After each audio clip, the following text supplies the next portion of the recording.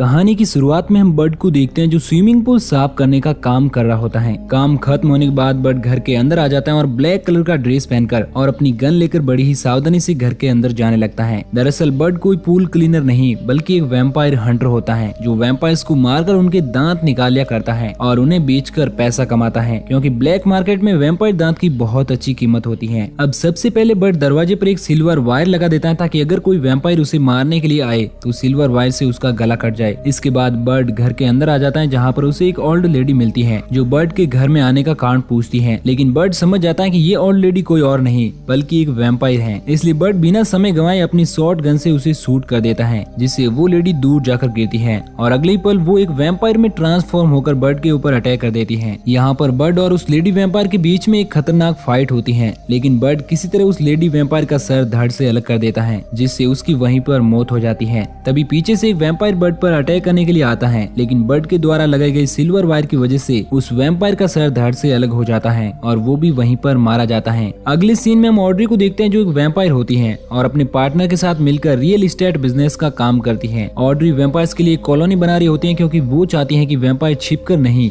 बल्कि इंसानों की तरह एक साथ मिलकर रहे। यहाँ पर ऑड्री अपने पार्टनर को सूरज की धूप में कैद करके उसे मार डालती है क्योंकि वो नहीं चाहती कि उसके बिजनेस में कोई और हिस्सेदार हो। वहीं दूसरी तरफ हम बर्ड को देखते हैं जो वैम्पायर को मारने के बाद अपने रूम पर आ जाता है। दरअसल बर्ड यहाँ पर रेंट पर रहता है क्योंकि उसकी बीवी ने उसे छोड़ दिया होता है। इसके बाद बर्ड अपनी बॉडी पर एक येलो पाउडर लगाता है ताकि वैम्पायर सूंघ कर उसका पीछा ना कर सके। अब बर्ड अपनी बेटी पेज को लेने के लिए उसके स्कूल जाता है जहाँ पर पेज बर्ड को देखकर बहुत खुश होती है। इसके बाद बर्ड पेज को लेकर उसकी मॉम के घर की तरफ निकल पड़ता है क्योंकि बर्ड से अलग होने के बाद पेज अपनी मॉम के साथ ही रहती है। जब ये घर पहुँचते हैं तो बर्ड की वाइफ उससे पूछती है कि तुम लोगों को आने में इतनी देरी कैसे हुई। इस पर बर्ड अपनी वाइफ को बताता है कि मैं एक पूल साफ करने का काम कर रहा था, लेकिन बर्ड की वाइफ उसकी बातों पर यकीन नहीं करती है क्योंकि उसे पता होता है कि बर्ड उससे झूठ बोल रहा है और बर्ड के झूठ बोलने की वजह से ही वो बर्ड से अलग हुई है। यहाँ पर बर्ड की वाइफ उसे बताते हैं कि वो ये घर बेचने वाली है क्योंकि उसके पास पेज की स्कूल फीस भरने के पैसे नहीं है और वो ये घर बेचने के बाद पेज के साथ अपनी मॉम के घर रहने के लिए जाने वाली है। अपनी वाइफ की ये बात सुनकर बर्ड उसे समझाता है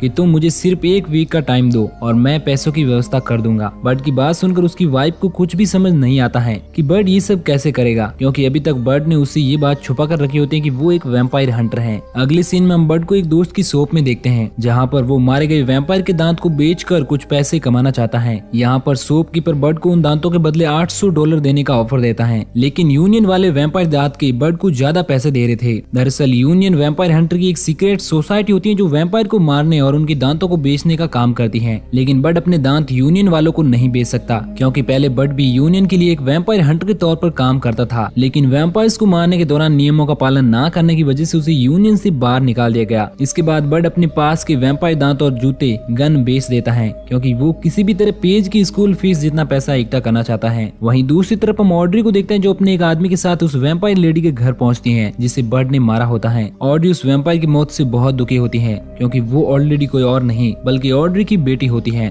दरअसल ऑड्री 500 साल पुरानी वैम्पायर होती है, लेकिन इंसानों का खून पीने की वजह से वो आज भी यंग होती है। यहाँ पर ऑड्री का एक आदमी फ्लोर पर गिरे ब्लड के खून को देखकर ऑड्री से कहता है कि इससे हमें उस किलर को ढूंढने में आसानी होगी और अब ऑड्री किसी भी तरह अपनी बेटी के कातिल को ढूंढकर उसे मारना चाहती है। अगले सीन में हम बर्ड को अपने दोस्त जॉन से मिलते हुए देखते हैं। यहाँ पर बर्ड जॉन से कहता है कि वो किसी भी तरह बर्ड को एक बार फिर से यूनियन में वैम्पायर हंटर का काम दिला दे क्योंकि इस समय बर्ड को पैसों की बहुत जरूरत होती है। बर्ड की बात सुनकर जॉन बर्ड को यूनियन के ऑफिस में ले जाता है जो एक लॉन्ड्री शॉप के अंदर सीक्रेटली बनाया गया होता है, लेकिन जब जॉन बर्ड को लेकर अपने बॉस के पास जाता है तो वो बर्ड को वापस से वैम्पायर हंटर के रूप में रखने के लिए साफ साफ मना कर देता है क्योंकि बर्ड ने यहाँ पर काम करने के दौरान बहुत सी गलतियां की थी, लेकिन जॉन की काफी रिक्वेस्ट करने के बाद वो बर्ड को वापस से काम पर रखने के लिए राजी हो जाते हैं। इसके बाद बर्ड को डे शिफ्ट यानी कि सुबह के समय वैम्पायर को मारने का काम दिया जाता है। अब बर्ड कुछ वैम्पायर दांत को लेकर काउंटर पर जाता है जहाँ पर सेठ नाम का एक आदमी बर्ड के वैम्पायर दांत के बदले उसे कुछ पैसा देता है, लेकिन अगले ही पल वो उन पैसों को वापस अपने पास रख लेता है क्योंकि बर्ड के ऊपर पहले से ही बहुत सारे पैसों का कर्ज होता है। तभी वहाँ पर यूनियन सोसाइटी के हेड आ जाते हैं जो बर्ड से कहते हैं कि अब से सेठ ही तुम्हारा पार्टनर है। अपने बॉस की ये बात सुनकर सेठ उनसे कहता है कि वो बर्ड के साथ फील्ड में जाकर वैम्पायर को नहीं मार सकता, वो सिर्फ ऑफिस का काम कर सकता है। जिस पर उसके बॉस उसे बताते हैं कि अगर तुम्हें प्रमोशन चाहिए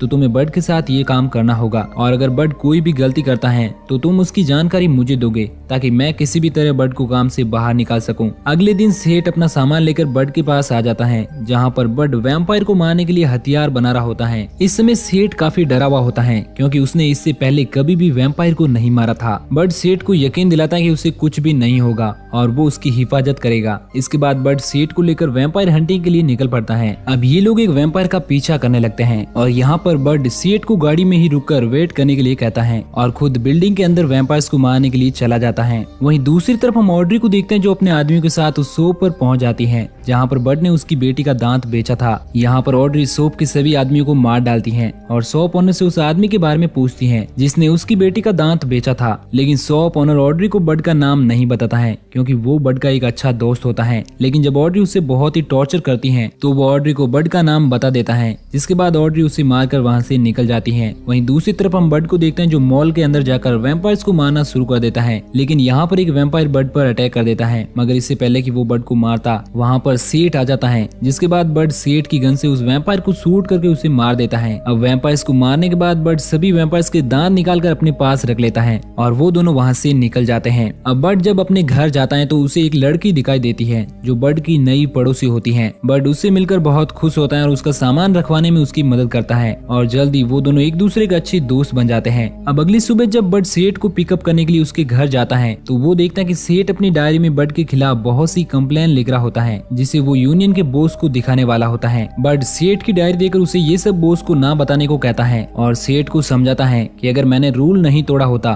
तो हम दोनों भी मारे जाते। तब सेठ बॉस को इस बारे में ना बताने के लिए राजी हो जाता है। इसके बाद बड सेठ के साथ अपने दोस्त की शॉप पर पहुंच जाता है जहां पर वो देखता है कि किसी ने उसके दोस्त को बहुत ही बुरी तरह से मार दिया है और जिसने भी बड के दोस्त को मारा है वो अब बड को मारना चाहती है क्योंकि टेबल पर उसके दोस्त के दांतों से बड लिखा होता है। ये सब देखकर बड अपने दोस्त की मौत से बहुत दुखी होता है और रात में जब बड अपने घर वापस आता है तो वो देखता है कि उसकी पड़ोसी अपने घर में किसी अनजान शख्स से झगड़ा कर रही होती है और जब वो अजनबी शख्स बड को देखता है तो वो कमरे का पर्दा लगा देता है। अब अगली सुबह बड को यूनियन की तरफ से खबर मिलती है कि पास ही की वैली में बहुत सारे वैम्पायर्स मौजूद है। ये खबर मिलते ही बड सेठ के साथ उन वैम्पायर को मारने के लिए निकल पड़ता है। अब बड जब वैली में पहुंचता है तो वो देखता है कि वहाँ पर 2 वैम्पायर हंटर पहले से ही मौजूद होते हैं जो बड की तरह ही वैली में मौजूद वैम्पायर को मारने के लिए आए होते हैं। बड उन वैम्पायर हंटर को देखकर वहाँ से जाने के लिए कहता है क्योंकि वो सारे वैम्पायर को अकेले ही मारकर उनके दांत बेचकर पैसा कमाना चाहता है। यहाँ पर वो वैम्पायर हंटर बड को साथ में मिलकर सारे वैम्पायर को मारने का ऑफर देते हैं जिस पर बड भी राजी हो जाता है। इसके बाद ये लोग मिलकर सारे वैम्पायर को मारना शुरू कर देते हैं और देखते ही देखते सारे वैम्पायर्स को मार गिराते हैं। इसके बाद बड जब अपने घर आता है तो उसे पता चलता है कि उसकी वाइफ अब घर बेचने वाली है क्योंकि बड अपने वादे के मुताबिक पैसे इकट्ठे नहीं कर पाया, जिससे बड को बहुत दुख होता है। अब शाम को जब बड अपनी बेटी पेज को उसकी फ्रेंड की बर्थडे पार्टी में ले जाता है तो यहाँ पर बड उसी आदमी को देखता है जिससे उसकी पड़ोसी झगड़ा कर रही थी। उस आदमी को देखकर बड को शक होना शुरू हो जाता है कि यहाँ पर जरूर कुछ गड़बड़ है।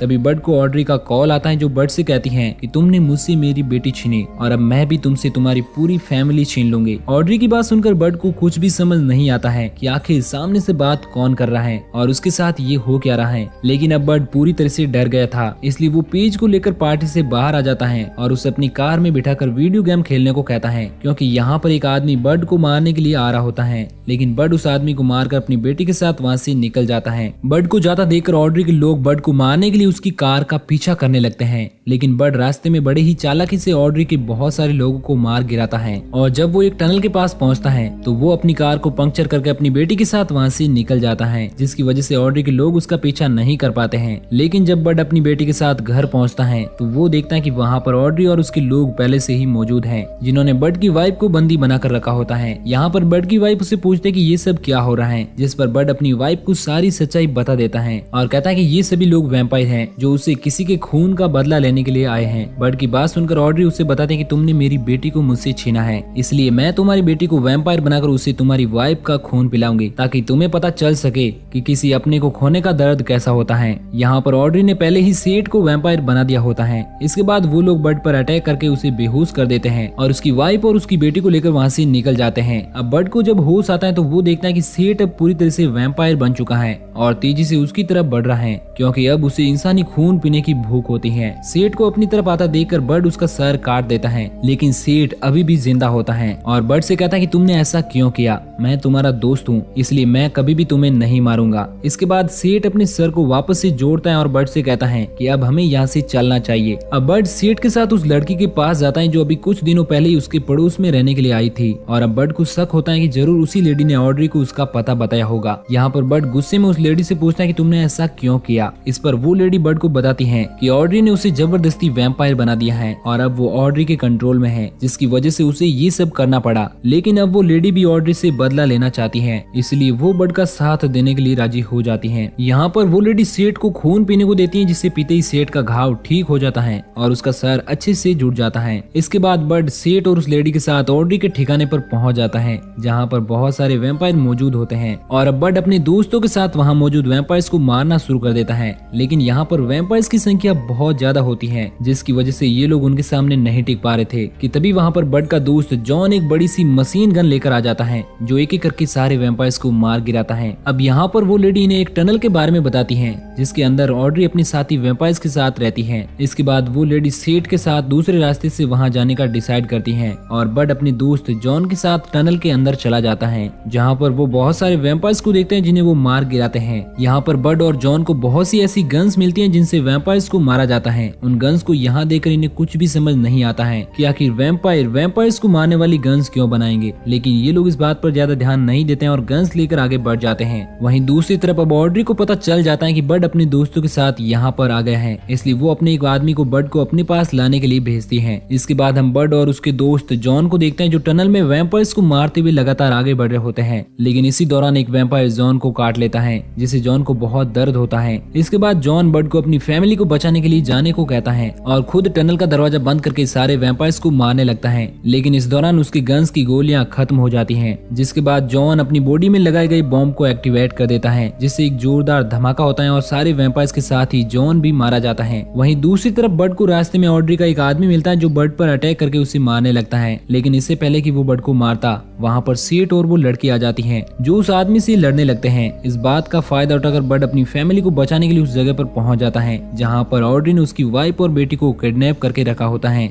ऑड्री को देखकर बर्ड उसे शूट कर देता है, लेकिन ऑड्री की स्पीड बंदूक की गोली से भी बहुत तेज होती है, जिसकी वजह से वो बर्ड को नीचे गिरा देती है। वहीं दूसरी तरफ हम सेठ को देखते हैं जो उस लेडी यानी कि बर्ड की दोस्त के साथ मिलकर ऑड्री द्वारा भेजे गए उस आदमी को मार गिराते हैं। इधर ऑड्री बर्ड को मारने ही वाली होती है कि तभी वहाँ पर बर्ड की वाइफ आ जाती है जो ऑड्री के सीने में लकड़ी का एक टुकड़ा घुसा देती है, लेकिन फिर भी ऑड्री को कुछ नहीं होता है और ऑड्री बर्ड की वाइफ को मारने के लिए उसकी तरफ बढ़ने लगती है। ये देखकर बर्ड किसी तरह से उठता है और ऑड्री पर सिल्वर बुलेट से शूट कर देता है, क्योंकि अगर सिल्वर बुलेट ऑड्री के दिमाग में लग गया तो उसकी मौत हो सकती है। लेकिन ऑड्री सिल्वर बुलेट को अपनी दांतों से पकड़ लेती है और तेजी से बर्ड को मारने के लिए उसकी तरफ बढ़ने लगती है। लेकिन जैसे ही ऑड्री बर्ड के पास पहुंचती है तो उसका सर धड़ से अलग हो जाता है, जिससे उसकी वहीं पर मौत हो जाती है। दरअसल बर्ड ने ऑड्री को शूट करने से पहले अपने पास सिल्वर वायर लगा दिया होता है, जिससे टकराने की वजह से ऑड्री का सर कट जाता है। ऑड्री को मारने के बाद बर्ड अपनी फैमिली के साथ टनल से बाहर निकल जाता है। रास्ते में बर्ड को जॉन की टोपी मिलती है, जिसे बर्ड सेठ को देते हुए कहता है कि जॉन बहुत बहादुर था और तुम भी बहुत बहादुर हो, इसलिए अब तुम इस टोपी के हकदार हो। सेठ जॉन की टोपी लेकर बहुत खुश होता है। बाहर इन्हें यूनियन का लीडर मिलता है जो इससे कहता है कि तुम लोगों ने यूनियन के नियमों को तोड़ा है। लेकिन यहाँ पर सेठ बर्ड का पक्ष लेते हुए कहता है कि हमने नियम इसलिए तोड़ा क्योंकि बर्ड की फैमिली ऑड्री के कब्जे में थी और अगर हम ऐसा नहीं करते तो ऑड्री बर्ड की पूरी फैमिली को मार देती। सेठ की बात सुनकर यूनियन लीडर वहाँ से चला जाता है और अब बर्ड की वाइफ भी बर्ड के साथ रहने के लिए राजी हो जाती है, क्योंकि उसे पता चल गया होता है कि बर्ड एक अच्छा इंसान है। अब बर्ड भी बहुत खुश होता है क्योंकि उसको उसकी फैमिली मिल गई होती है। इसके बाद हम जॉन को देखते हैं जो एक गटर के अंदर से बाहर निकलता है, जो कि अभी भी जिंदा होता है। यहाँ पर जॉन कहता है कि मुझे ये जॉब बहुत पसंद है और वो सिगरेट पीते हुए वहाँ से चला जाता है। और इसी के साथ ये मूवी यहीं पर एंड हो जाती है। तो दोस्तों, अगर आपको ये वीडियो अच्छा लगा हो तो प्लीज वीडियो को लाइक और चैनल को सब्सक्राइब जरूर करना, ताकि हम आगे भी आपके लिए इसी तरह की कहानियां लाते रहे।